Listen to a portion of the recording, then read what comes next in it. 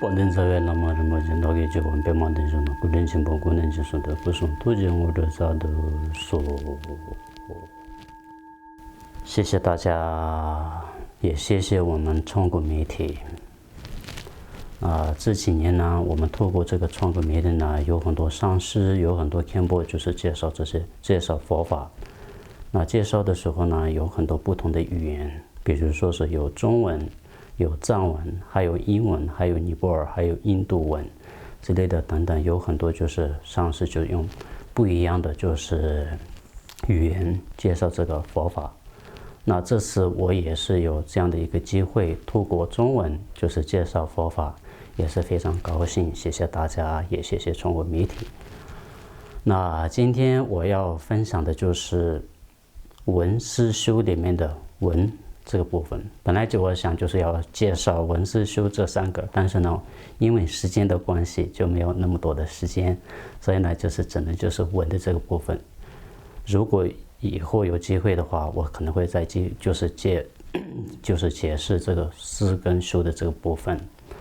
那首先就是我要介绍闻思修的闻的时候呢，我就是用5种大纲来解释的。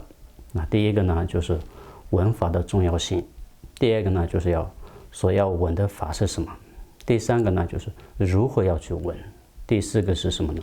当我们去闻的时候呢，需要什么样的动机？第5个呢，就是要解释的就是闻法的功德有这5种不同的方式来解释，也可以说分享。那第一个呢，我就是讲的就是闻法的重要性，闻是非常重要的。为什么闻法是这么重要的呢？因为如果你没有去闻这些佛法的时候呢，就没有什么可思考的。如果没有思考的话，那更不用说修的这个部分，因为你连闻都没有闻，思都没有思考的话，那要修什么呢？所以因此这样的缘故呢，闻是非常重要的。因此过去的有很多大仇就讲到什么呢？用一个比喻啊，什么样的比喻呢？如果你没有闻思的情况之下去修的话，就像什么呢？就像没有2只手的人，就是爬山一样的。那意思就是说，如果你没有打好闻法的这个基础，想去修的时候呢，这不可能的事情。那再来呢，冈波巴大师也是在解脱圣道法门里面就讲到什么呢？次第的闻思修是不会错的这个部分。那所谓的次第的是什么呢？首先需要是闻，再来是思，再来是修，如此这样的话就不会错的。因此这样的缘故呢，我们就是去思考的时候呢，闻是非常重要。我觉得很多大成就者都说在闻思修的这个部分，闻是非常重要。再来呢，还有在冈波巴就是在圣道法门里面又讲到的什么呢？若之前没有闻思上面下功夫的话，要去修持的话，所修持可能会进入迷暗之中。意思就是说，我们如果没有真正的去闻思的话，那我们想修持的这个部分呢，就像什么呢？就像迷茫的、茫茫的，就是完全不知道、完全不了解这个意思。因此，请大家就是首先一定要去好好的闻，之后呢，就是要去思，这个呢是一种次第的。所以冈波巴大师又在圣道法门里面讲到，就是闻思修的时候呢，初学者就是初学佛法的人，从闻思修开始有这样的一个。那讲到这样的时候呢，我们这里面所讲到的什么初学者从闻思修开始的时候呢，很多学习佛法的人、修持佛法的人都可能会觉得啊，你是不是初学者呢？我们可能会说我不是初学者，为什么呢？因为我修了很多年，听过很多佛法，可能会这样去想。那实际上真的是这样吗？我觉得应该不是的。为什么呢？真正的了解佛法的人，真正的就是修持佛法的人，学习过很长的很久的那些呢，就是真的懂这些佛法的人说的话，他们一直都说我是初学者，我是初学者。那另一个比方来说的话，用一个比喻来讲的话，就是我们的堪波拉布也好，或者我们的仁波切根本上师仁波切也好，他们都说我什么都不懂，我是一个初学者，我是一个初学者。那虽然有时候是我们从看起来是全息的，但实际上他们说的是真的，因为佛法呢，就是真正的越学越难，越学越难，就是要更深入的去了解的时候呢，这些佛法的内容非常非常深。所以因此这样的时候呢，我们就会变成什么样子呢？就是变成初学者。所以呢，请大家想一下嘛，你们是不是初学者？那如果不是初学者的话，那你可以直接就是思考的，就是或者是修的这个部分来按照这个部分。但是如果你觉得你是一个初学者的话，那一定是从闻开始的。因为冈波巴大师也就是讲过嘛，对不对？从闻思修是次第的，也就是说，首先要闻，再来是修，再来是思考，再来是修，有这样的一个次第。所以，因此你应该要好好的思考自己是不是一个初学者。如果你是一个初学者的话，那不要急着去修。那相反的，现在就是我们就是华人的这个环境里面，生活里面，就是我这些年就是去比较多的地方，就是内地啊，还有什么呢？台湾啊，其他的地方，就是分享一些佛法。就是他们有些问的时候呢，不会去问一些佛法的那个部分，他们可能会直接会问修持的这个部分。那他们也通常都会说，我修了这个法，我修了那个法，就是很多各式各样的法。那有时候去问的时候，你听过什么吗？他们可能会说我没有听过啊。那有上师教导你们吗？他们可能会说我没有啊。那如果是这样去修持的话，那上面冈波巴大师所讲的没有闻思的话，我们去修持的话，这可能会变成越来越迷茫。因此就是这样的缘故呢，请大家应该好好的去深入的去思考，深入的去闻，这是非常重要的。这是第一个大纲。第二个呢，就是所要闻的法。那所要闻的法呢，就有3个。第一个是佛所讲的经，跟第二个是过去大成就者所讲的论，第3个呢是自己的根本上师传承上师所给予我们的教诀。这3个是我们所要闻的法。那这里面呢，就是讲的时候，藏传佛教跟汉传佛教就是修持闻思的时候呢，有一点点所不同，但是呢没有什么区别的。比如说汉传佛教呢比较着重的是经的这个部分，比如说闻思修的时候，闻的也是大部分都是经，比如说是《金刚经》《阿弥陀经》之类的等等。那藏传佛教呢比较着重的是论的这个部分，比如说五部论点之类的等等。那这个呢就是有不一样的传承，就有不一样的。那并不是说藏传佛教完全不会去听经的，不是这个意思。汉传佛教也是完全不听论的，这个不是这个意思，而是什么呢？我们着重的时候，所以呢，这个是所要闻的法里面就是经跟论的这个部分。再来呢，就是第3个嘛，第3个是上师跟自己的根本上师传承上师所给予我们的。就是苦觉或者苦传的这个部分。那这个呢，就是我们就是实修的这个部分，比如说是大手印、大焰嘛，还有各式各样的修持的这个部分，这些都是我们所要闻的法。那这3个呢，就是我们所要闻的法的这个部分。那接下来呢，就是要介绍的第三个。第3个呢，就是如何要去闻法的这个部分。那如何要去闻法的这个部分呢？当然就是很多经典里面就讲解释的，就是有各式各样的。那大部分的普遍的里面呢，就有3种，就是3种气的过患，跟还有什么呢？6种无故。那这个部分来解释的。那这里面呢，就讲到什么呢？第一个，当我们就是闻法的时候，需要如何呢？耳朵一定要专注的去听上师跟法师所讲的法。如果我们没有专注的去听的话，那个呢，就像什么呢？就像一个气呢，就是放颠倒一样，就是上面放多少血呢，可能会进不进去嘛，对不对？同样的，我们在听闻佛法的时候呢，一定是要一心一意的，非常专注的，只是我们的耳朵去好好的聆听上师所讲的这些开始的时候，才慢慢的进入我们自己的心。如果我们没有去听，比如说这边听往这边就是落的话，就根本没有办法真正的就是融入到我们自己的心。这是第一个过患，要远离第一个过患。那第二个呢，就讲的是什么呢？就是心一定要把它记住。上师所讲的、所开始的这些，比如说是你们今天去听一个佛法，比如说你们听了一个关于佛的法的这个时候呢，你一定要把那个佛跟法的意识真正的融入到自己的心里，把这个意识真的我们就是记在自己的心中这个意识。那如果没有这样的话，就像什么呢？漏掉的气泥一样。如果说一个气泥下面有洞的话，我们装多少个水，一定没办法真的就是说放在里面，它可能会漏洞嘛，对不对？因此我们在听法的时候呢，一定要记住上师法师所开始的这些呢，融入到我们自己的心，这是第二个。那第三个呢是什么呢？不要杂加一些烦恼。那个呢，就像什么呢？就像那个气泥里面就是有一些斗之类的话，那可能会怎么样？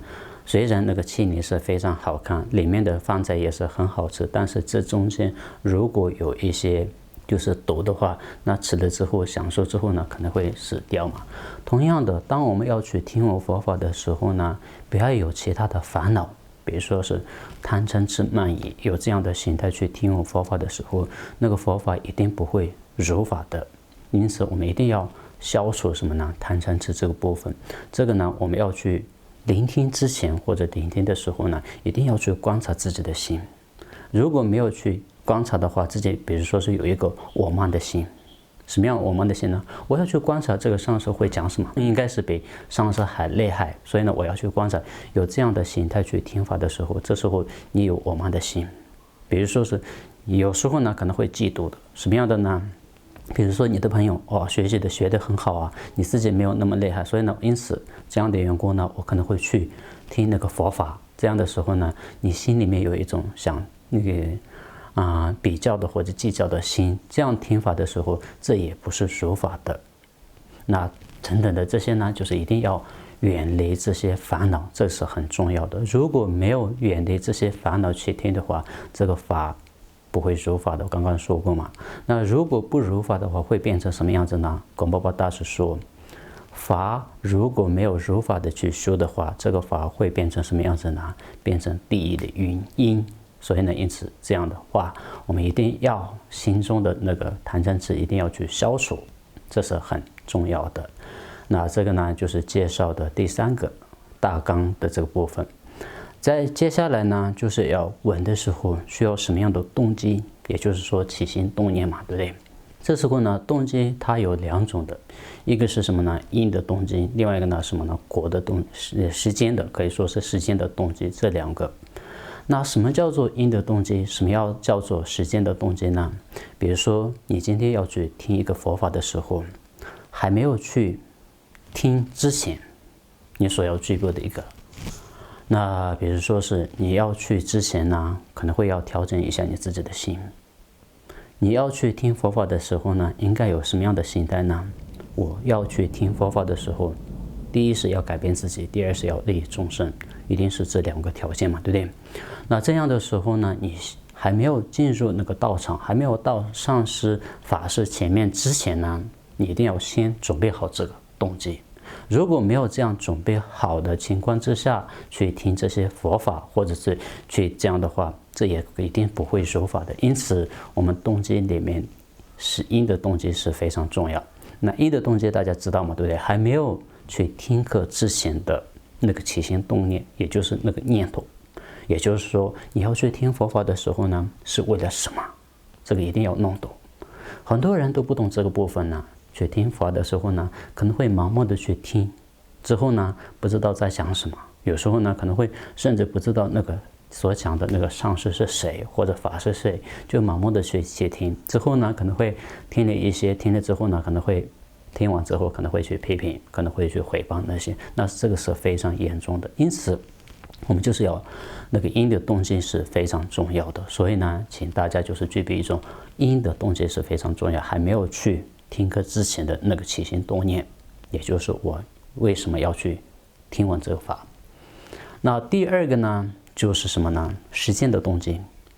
实践的动机呢是什么呢？当你在听闻佛法的那个当下的时候，比如说你真的在听的时候呢，有时候我们可能会有很多就是心态，有好的不好的，有各式各样的。有时候呢，人在这边，心已经跑到就是可能会世界各地，就是可能会不在这边，可能会有这样的，这不是一个好的就是听法的人。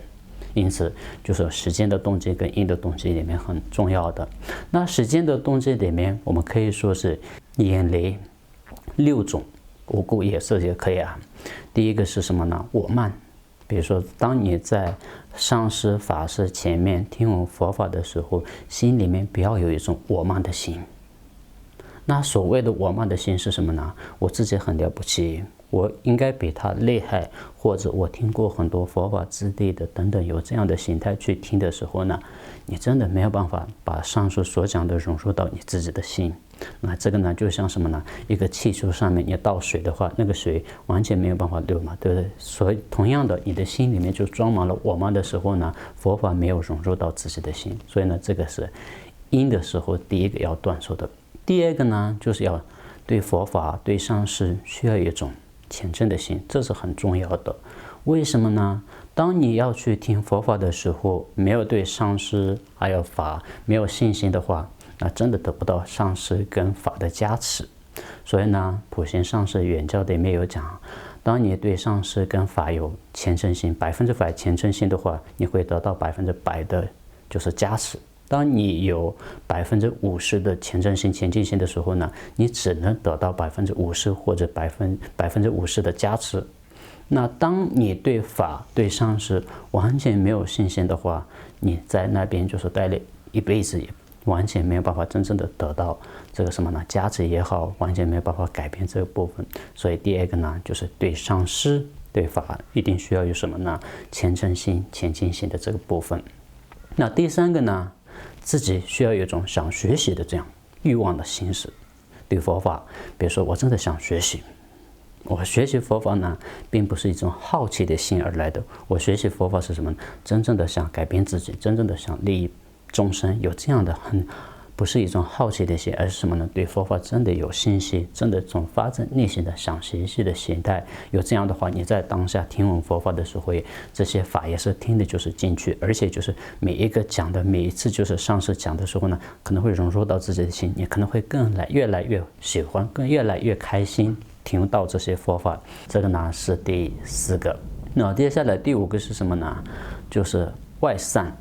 当你在听课的当下呢，你的心可能会跑到外面去的，可能会听到一些声音的时候呢，你的心已经跑到那边，没有真正的停在那个部分的时候呢，当然你听不进去啊，因为我们只有一颗心耳啊，只有一颗心，你的心跑到外面，跑到家里，跑到其他的地方，或者这样的时候呢，那人在那边，心不在那边的时候呢，上师讲的、法师讲的，你讲什么都没有真正的听得懂。所以呢，你的心一定是要在那里呢，人在这边，心一定是在当下的。这样的话，可能会听得进去。那第5个是什么呢？第5个是什么呢？内收。内收是什么呢？那有时候呢，可能会什么呢？就是谨慎的时候呢，可能会太谨慎了，太紧绷了。收拾就是这样的时候呢，可能会闷，之后呢，就慢慢的可能会睡着。那这也是一种过失。这个呢，当下我们真的要断除这个部分。比如说这几年我在讲课的时候呢，有很多小朋友啊，他们一开始就是很欢喜的去听，但是听了一段时间之后呢，就可能会觉得很累，因为我们上课的时候呢，有2个小时、2个多小时，顶多就是1个小时之多的，就是这样的课程的时候呢，就是课程很长的时候可能会有，但是我们这时候呢，一定是要什么呢？断除这些内收，不要太紧绷。所以呢，这个呢是第5个。那第6个是什么呢？厌烦之心。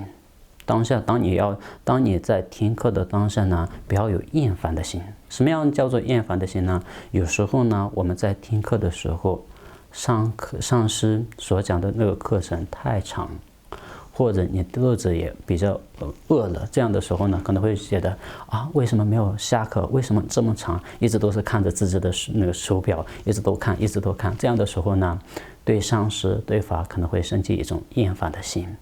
那对于上课这些厌烦的事情，这是一定要去远离这些。所以呢，这个呢是我们动机里面就是因的动机跟时间的动机。时间的动机里面呢，我们远离这6个6故也好，这6种不同的，就是这个呢是比较需要的这个部分。好，这个呢是那我们讲到的就是动机的这个部分。好，接下来呢就要讲的是什么呢？第5个部分。那第5个是什么呢？当我们这样去闻这些佛法的时候，它有什么样的功德的这个部分。那这个很重要，因为我们都是什么呢？需要一种功德，需要一种之类的等等，这些都是我们所需要的嘛，对不对？所以呢，有什么样的功德呢？那很多经典里面，很多论点里面讲到非常非常多的功德。那我今天呢，主要解释的就是从不同的4种来解释的。那4种里面，第一个就是什么呢？闻法知诸法。当你去听闻这些佛法的时候，知道任何所有的这些法。所以呢，这个呢就是听法的，就是第一个功德。也就是说，当你好好的去听的时候，你会知道所有的你就是想知道的那些都是会知道的，这是第一个。第二个呢，就是闻法知诸恶，也就是什么？当你好好的去聆听这些佛法的时候呢，就可能会消除所有的恶业，或者恶业的这个部分。好，意思就是说是，当你好好的去听闻佛法的时候，你会知道什么是善，什么是恶，就会有一种什么呢？分别善恶的就是智慧。当你有这样分别善恶的智慧的时候呢，你一定不会去制造恶业，因为你知道，如果制造恶业的时候呢，它的果或者它的后果就是非常严重的，就是可能会下地狱之类的等等。这样的时候呢，我们不会去制造恶业。那不但不会制造恶业，而且我们会什么呢？可能会想学习善法，理解善业的这个部分。这个呢是什么呢？当我们去闻、去听懂了之后呢，它的功德。那第3个呢，就是闻法的第3个的功德是什么呢？闻法的第3个的功德就是由闻断除无益的。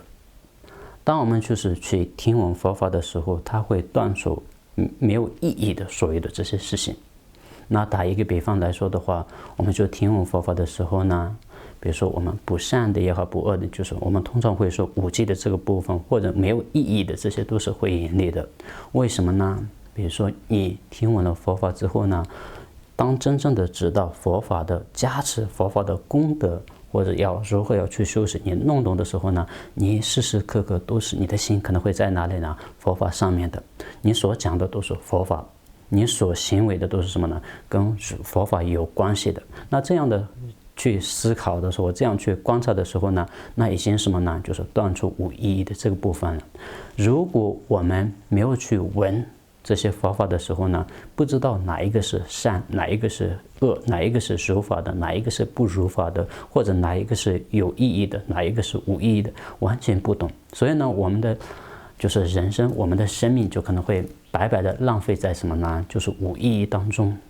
所以当你真正的去聆听这些佛法的时候，就真的就是很清楚、很容易的去会了解哪一个是善业，哪一个是恶业，哪一个是无意义的。当这样知道之后呢，了解之后呢，你可以就分得清楚。分得清楚之后呢，你不会浪费你自己的人生。不但你不会浪费自己的人生，而且可能会什么呢？把这个人生呢用到有意义的上面，真的有意义的上面，可能会用到就是什么？我们想要的人生用在有意义之上的。所以呢，就是不仅是这一生，可能会下一生也可能会得到更多的快乐之类的等等。那这个也是什么呢？这个也是闻法的第4个功德。好，那最后一个呢，就是闻法的功德是什么呢？由闻得涅槃。也就是说是当我们如理如法的去闻法的话，最后他透过这个闻法而得到究竟的佛的果位，这样的意思。那这里面呢就讲的什么呢？我们如法的去听的时候呢，我们就是慢慢的会了解这些佛法，那了解的时候呢，就可能会有次第的，就是比如说是我们修持的时候呢，有次第一样，就是了解的时候更深入的，就这样的时候呢，慢慢的了解之后，就可能会什么呢？透过这些佛法，那么可以什么呢？真正的得到佛的果位。那这个呢，就是佛法的第4个功德。那这个呢，就是讲到第4个功德。那这里面呢，我们就是这样去分的时候呢，闻法的功德，它有4种功德里面，那前3个呢是可以说是今生的，那后面一个呢就可以说是就是究竟的，暂时跟究竟的功德。所以呢，有这样的就是功德，请大家就是好好的去闻，好好的去听闻这些佛法，这是很重要的。如果我们没有好好的就是去听闻这些佛法，白白的这个浪费我们人生的话，那就是非常非常可惜的。所以就是在龙树菩萨在情有说里面就讲到什么呢？如果你得到了暇满的人生，没有应该应用这个人生去做一些意义的事情的话，那这个呢就像什么呢？就这个呢就像用一个比喻，就一个非常完美的、非常贵重的一个器皿。那个器皿呢，我们把它放在一个什么呢？变成一个垃圾桶，把那个垃圾装在这里面呢。那真的有一个人，其他的人呢，看到那个时候呢，可能会觉得那个人是疯了，或者是什么呢？很白痴。比这个还严重的是什么呢？就是当我们真正的得到了暇满的人生，没有应该应有有意义之上面的时候呢，那这个呢会更白痴。意思就是说，是我们把暇满的人生没有用在真正的对境上面，真正该用的地方，那这样的话，这个呢是更白痴的。所以呢，这里面讲的不是别人，讲的就是我们。为什么讲的是我们呢？因为我们现在已经得到了暇满的人生，我们也是知道暇满的人生是非常难得，所以呢，我们不可以就是白白的浪费这个暇满的人生，应该是透过这个暇满的人生，该做一点。就是利益自己跟利他的这个部分，如果没有做一些利益自己或者利益他人这样的话，那我们的暇满的人生可能会白白的浪费啊。那白白的浪费的话，那龙树菩萨所讲的那个非常白痴非常白痴的那个呢，不是别人讲的，就是我们自己。所以呢，你们好好的就是去思考这些，好好的去就是思维这些的话，那可能会对我们就是一定会有帮助的。好啊，那现在呢，今天呢讲到这边，谢谢大家，阿弥陀佛。